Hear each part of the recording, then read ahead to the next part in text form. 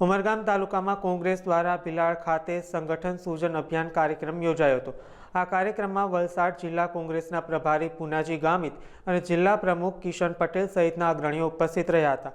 આગામી સ્થાનિક સ્વરાજ્ય અને નગરપાલિકાની ચૂંટણીઓને ધ્યાનમાં રાખીને આયોજિત આ કાર્યક્રમમાં શહેરના 200થી વધુ લોકો કોંગ્રેસમાં જોડાયા હતા, જેને કારણે પક્ષમાં ઉત્સાહ જોવા મળ્યો હતો।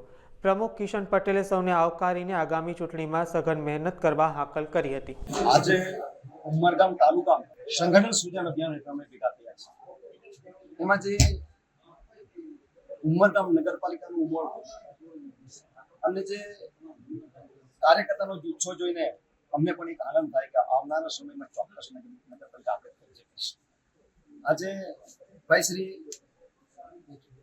બેચુભાઈ યાદવ અને રાજુભાઈ બંને ના લીડરશિપ હેઠળ મનોજભાઈ અને એમના આગેવાનની લીડરશિપ હેઠળ 200 કાર્યકર્તા આપણી કોંગ્રેસમાં જોડાય છે અને જોડાય છે ત્યારે ચોક્કસપણે અમને આનંદ થાય કે નગરપાલિકા ઉમરગામ જે અમારી પરિસ્થિતિ નબળામાં નબળી હતી ત્યાંથી અમને જ્યારે હોપ અને તાકાત મળે છે ત્યારે ચોક્કસપણે અમને ખુશીના દિવસ ઉભા થશે એવું ચોક્કસ અમને વિશ્વાસ ઉભો થાય છે। અને આ નાતે આ કાર્યકર્તાને અમે કોંગ્રેસમાં આવકારીને એને અભિનંદન આપીએ છીએ કે એ જ રીતે જે રીતે ઉમળકો રાખો છો કે આવનારા દિવસો ચોક્કસપણે કામ કરજો એ કોંગ્રેસને મજબૂત રાખજો એવી અપેક્ષા રાખજો। આભાર।